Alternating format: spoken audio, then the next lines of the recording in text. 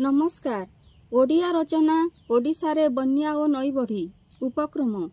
आम राज्य ओडिशार चारिआडे नदीमान प्रवाहित।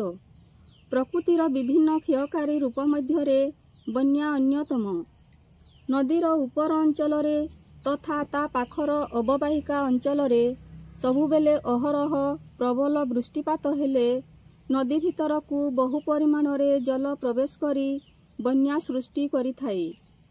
नदीगुड़िकरे बालीमाटी गोड़ी पोती हेबा फलरे सामान्य वर्षारे बन्यार दारुण रूप परिलक्षित हुए। वर्णना। बन्या समयरे नदीर रूप अति भयंकर होइथाए। नदीर प्रखर स्रोतरे बंधबाड़ भांगी जाए। जलस्रोत सम्मुखरे जहा पड़े से सबू भसेई नहीं जाए। गाँ गंडा घरद्वार जीवजंतु आसबाबपत्र बन्यारे भासी जिबा फलरे लोके सर्वशांत होइथांती।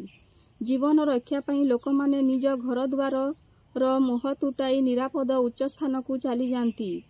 नदीर भयंकर गर्जन विपन्न मानकर चित्कार तथा जीवजंतु मानकर विकटाल शब्दरे परिवेश को अधिक भयंकर करे।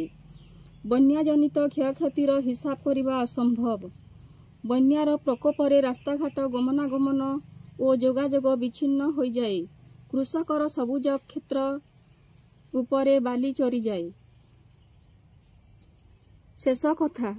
क्रमागत भावे बन्या हेले देशर अर्थनैतिक विकास रे प्रतिबंधक सृष्टि हुए। बन्या परे चारिआड पचा सढ़ा गंध होई परिवेश दूषित हो जाए। लोके दूषित जल पान करी होइजा महामारी तथा विभिन्न संक्रामक रोगरे पीड़ित हुअंती।